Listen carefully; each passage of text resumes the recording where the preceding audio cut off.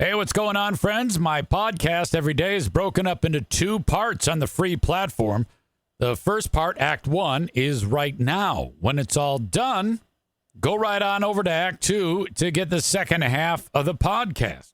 Thank you so much for checking out my show. Hello. Yeah, the music. I do that so much, it's embarrassing. Welcome to you. Thank you for being here. Aaron's Angel Podcast from the Impact Power Sports Studio in beautiful Rockford, Michigan. I appreciate you. Rockford is the place for Impact Power Sports where you can pick up an ATV, an SUV. No, not an SUV. An ATV. It's a terrible start. Side-by-side motorcycle. Stuff that you can take over to Silver Lake sand dunes and ride it around like a madman. Keep your head on a swivel, though. There was another incident the other day. More on that later. ImpactPowersportsMI.com for more information. They are on 14 Mile Road in Rockford, Michigan.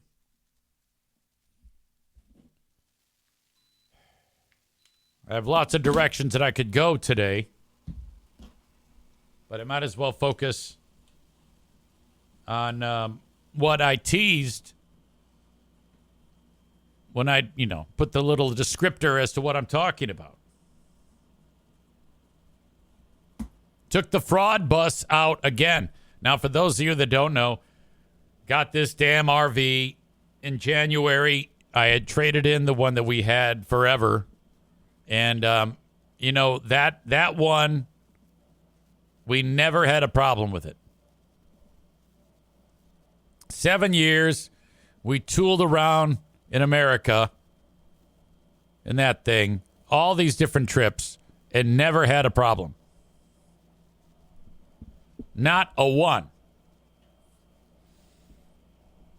We go, hey, let's trade it in. Let's trade the thing in and, give the old girl a break. Let's get a new one. Was so excited. This was an upgrade. Little bit more cash, But I was like, that's okay, YOLO. Isn't that what people say? YOLO. You only live once. You can't take it with you. Which frankly, I love that type of outlook. YOLO.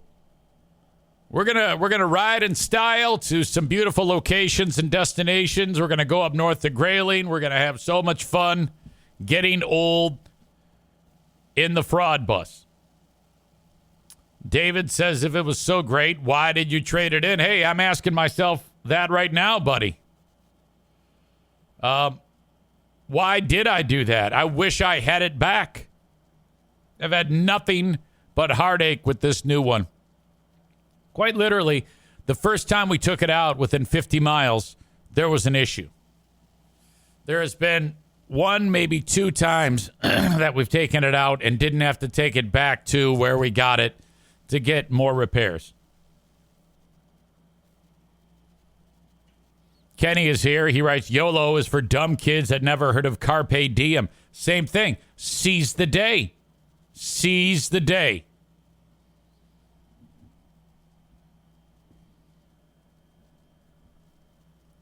So we're staying at my, after this party we went to, I'll tell you more about that in a bit. I'm in my dad's driveway. It's night time. We fire up the generator. And it was a humid night in southeast Michigan by Detroit. So we had the air on. And then in the middle of the night, all power goes out. The Jenny provides the power. We've had lots of problems with that thing. But I noticed right away, the generator is still running, but no power. And it was just like it all just stopped. I'm like, uh-oh. Check fuses. The extent of my troubleshooting is fuse checking. Check the breaker box inside of the thing. check the fuses on the actual generator. Everything's fine. Everything's in working order. So yet another, just out of the blue, things stop working. And that has been the absolute pile of shit disaster that this thing is. I'm going to read to you the email that I sent Guy, who is the general manager of the facility that sold me this pile of shit. I think. At least I think I am. Hello, gentlemen. Here's the latest. I took the Lemon to Detroit. During the overnight, power went out. Generator continued to run, but no power. Outlets didn't work. AC shut off. No power to the microwave. I plugged into the house where I was parked at. Then the microwave worked. I reset all the breakers in the coach and on the generator. That did not work. So in a nutshell, generator runs fine, but no power coming into coach. I'm going to have to bring the coach to unnamed RV dealership for service again, which is a huge pain. I need the coach back for a planned weekend trip this weekend. I need it Wednesday. So-and-so round trip is 56 more miles on the coach to see you for fuel, wear and tear, and most precious of all, my time to bring the Lemon back in for service. I'm asking for additional reimbursement from what was originally offered. Furthermore, until I get extended time with zero issues on this coach, I'm going to continue to politely ask that you make me whole.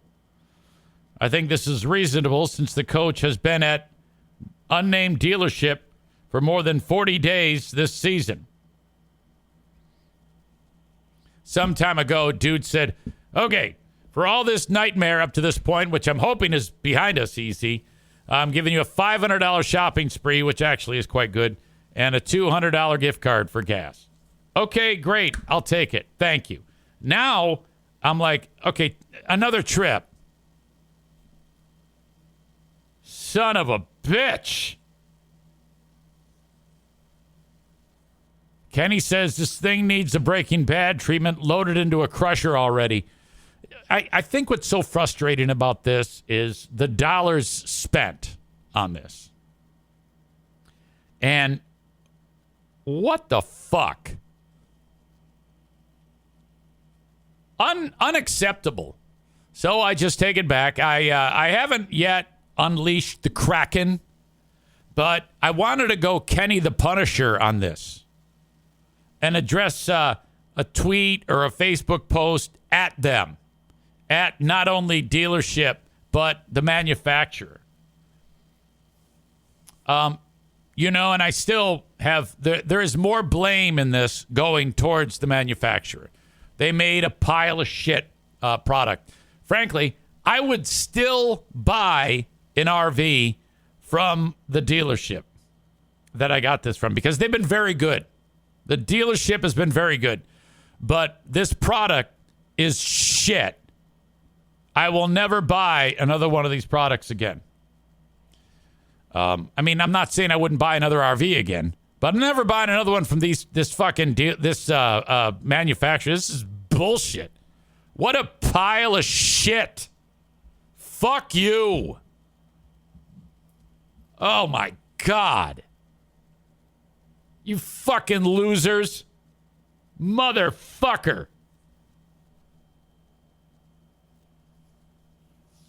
Linda says the dealership shouldn't be knowingly selling shit products. I think they think that this is like an anomaly. You're right. I probably shouldn't give them benefit of the doubt anymore. If you are selling shit products, you should stop selling shit products. That's what this is. Kenny with a great point that the manufacturer obviously does not have a ton of Mexicans working for them. Right. Because it would be made appropriately.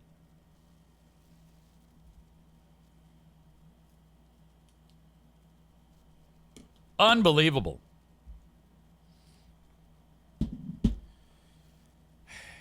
I had the weirdest interaction ever this weekend, and I was at, this is with Charity Scam Mike, my beloved niece, Chloe, and her husband, Nick, got married. I married them last weekend. This weekend, they had a larger party for more people.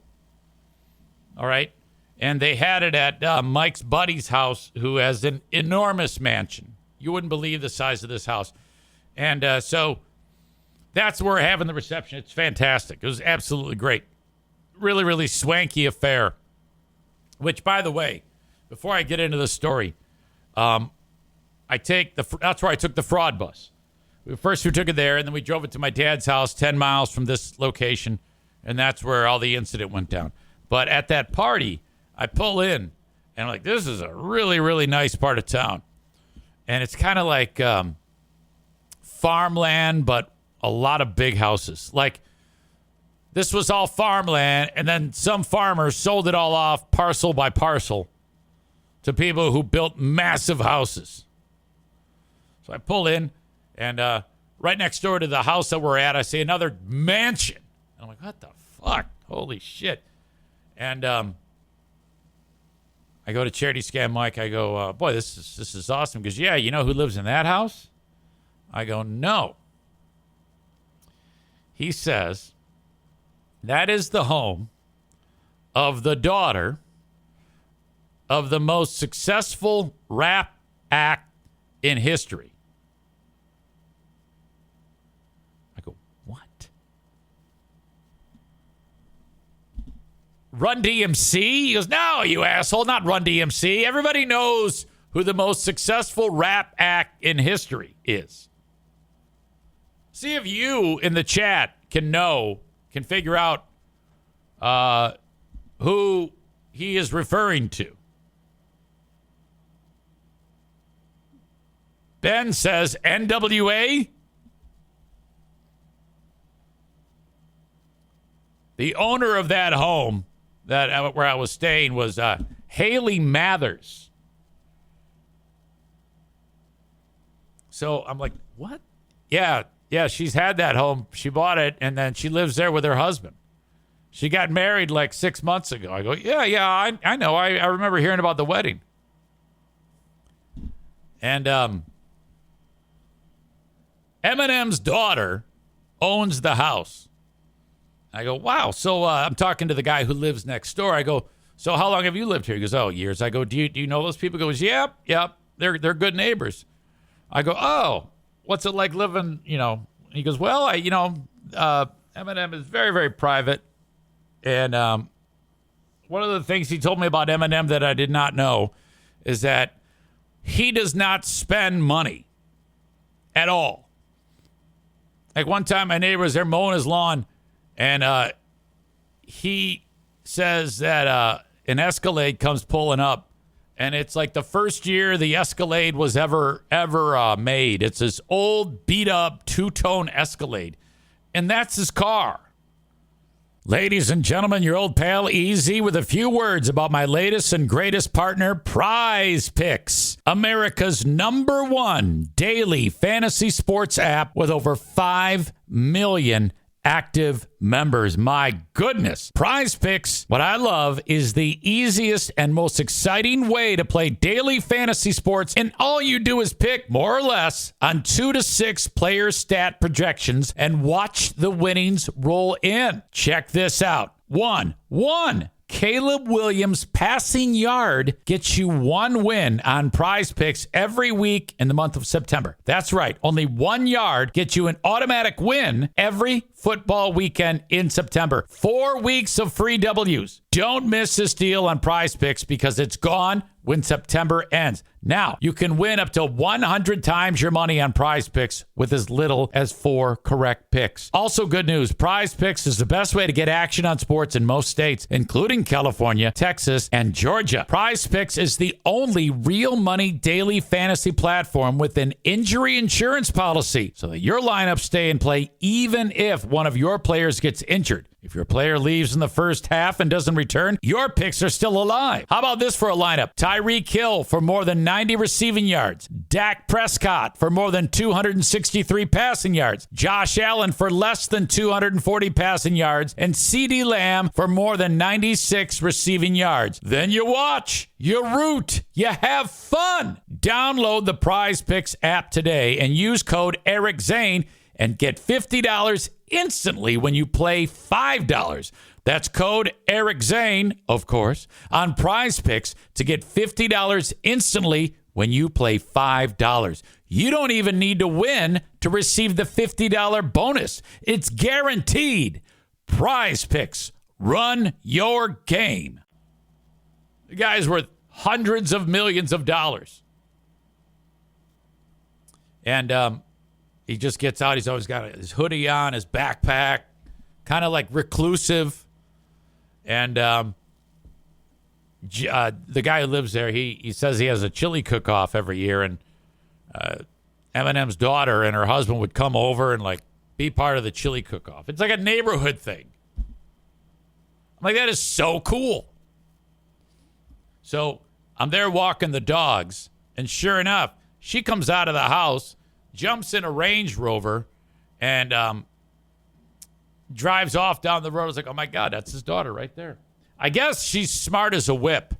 From what I'm understanding, she was like a very bright student and graduated with honors from Michigan State, who, again, had a horrible weekend for football. You know what's really a bummer? It's like all these opportunities to put it in Joe Martinez's face, and his team is winning, and Michigan State is turned into a pile of shit. All of that hope out the window.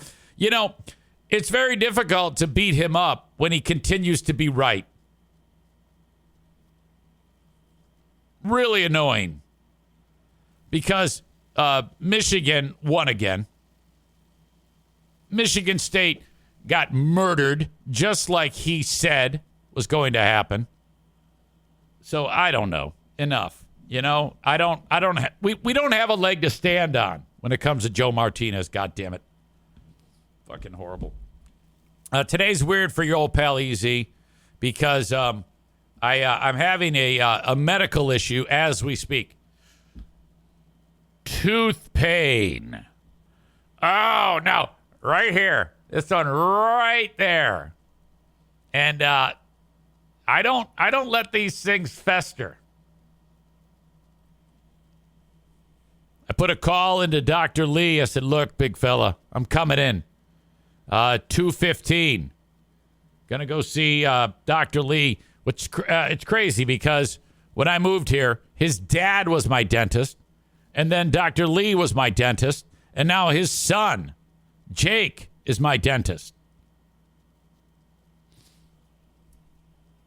All right. Now, at this party, the weirdest thing happened.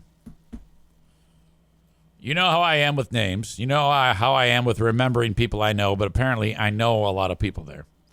And so I'm doing my best. And a lot of the conversations are like, oh, hey, Eric. And I'm like, no idea. I don't remember who you are. And I get into a conversation with this nice lady named Kim. She goes, you don't remember me, do you? And I go, I'm sorry. And then now not only did I not remember her, but I didn't remember something that I should have remembered. It's one thing to not remember an individual person. But she said to me, she goes, oh, yeah. You introduced me to Chris Cornell. And I go, I did? Yes. I go, you mean the Chris Cornell? Like the late Chris Cornell? She goes, yeah. I go, I don't know Chris Cornell. She goes, you introduced me to him. I go, how? What are you talking about? I guess when I was working at a radio station in Detroit, he was doing some concert or some shit. And we had like a meet and greet. The radio station was inviting listeners. And my stepsister / sister, Elizabeth, and this chick, she said, "Hey, Eric, can you get us backstage?" And I guess I said, "Yeah, meet me so-and-so, so-and-so." I gathered them. We walked backstage. Chris Cornell was hanging out. I guess I had already spoken to him or some shit. And I said, "Hey, Chris." And he said, "Hey." And I said, "This is my sister and her pal, Kim." Them, Chris, them. Handshake. Oh, the one chick starts fawning all over. I don't remember a fucking bit of this. I'm like, I said, "You've got to be mixing me up with someone else." She goes, "No, come on now." And then my stepsister goes, yeah, you don't remember? I go, I have no clue. I have no idea what you're talking about. When she said that, I was like, I thought she was fucking lying. Piano Finger Banger says, "How the fuck would you not remember meeting Chris Cornell?" I don't know. Kenny says, "Love how you have no memory of this. That's like forgetting you met Jesus." Correct. Ugh. That's nuts. The only thing I can chalk that up to is at that time, I was probably the lowest in my life that I've been. 27, 28 years old, 1998. I had an emotional, nervous breakdown because of this radio station. And so anything that I had to do with this radio station, it was just an awful, awful thing. And I may have just blocked it out because it was terrible. I cannot believe it. When you could have knocked me over with a feather when she said, "Yeah, you introduced me to Chris Cornell." I'm like, I don't know Chris Cornell. What the fuck are you talking about? God. Kenny says Chris Cornell was the first vocalist I ever saw live on stage because Soundgarden opened for Skid Row when I was 14. I would have loved to have met him. Did you have that face? Were you freaking out the same way when you got your Atari 2600? God, what a great picture. Okay. Before I go to the staff meeting, I need to update the Fat-a-thon. Week 2. 1 week ago, this is what happened. Where's my fucking glasses? Shit. 1 week ago, Kenny got the victory. He weighed in at 319. Jeremy weighed in at 321.1, I believe. So Kenny got the win. Went to 1-0 on the season. Jeremy 0-1. Week 2, they're tied. Jeremy wins this week. Kenny lost a very healthy 2.8 pounds. He's down to 316.2. Jeremy shed 7.2 pounds in the last week. He's down to 313.9. So he is now 1-1. Kenny is 1-1. Jeremy's starting weight 3 weeks ago was 335.4.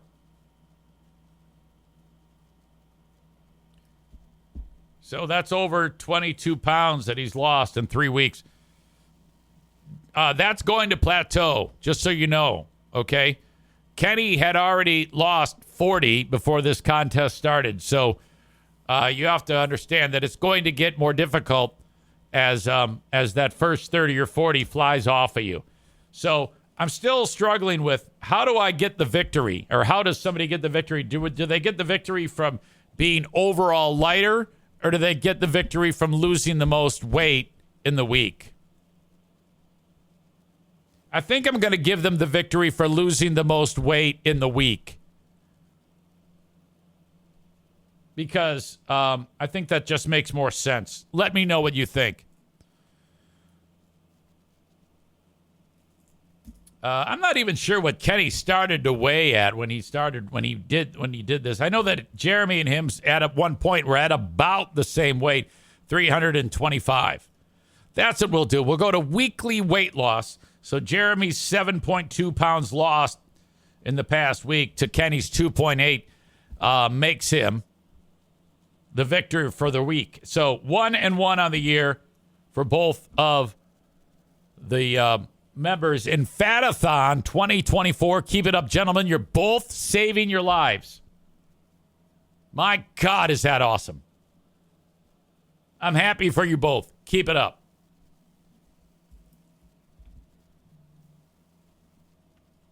Thank you, as always, to Frank Fuss from MyPolicyShop.com.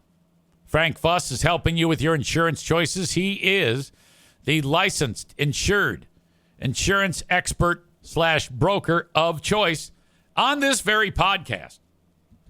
Reach out to Frank at buyinsurancehere.com. He will help you. Buyinsurancehere.com. He'll get you started with everything you need to get your insurance selected for Obamacare, maybe a life insurance policy, which, I mean, come on now. That's something you really need.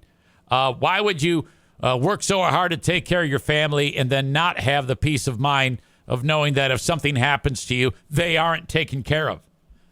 You can get into a life insurance policy worth hundreds of thousands of dollars for not that much every month. Find out more information at buyinsurancehere.com. That's buyinsurancehere.com. Irvine's Auto Repair, Grand Rapids Hybrid and EV. They are located in Grand Rapids, Michigan, just a few blocks east of 131. Take your car there, your hybrid, your EV. Their techs are second to none. The car dealerships take the cars that they struggle with to Irvine's. But don't just take the word of your favorite podcaster. Take the word of the customers. Go to their website, ervines.com, and take a look at all of the Google reviews that they display prominently.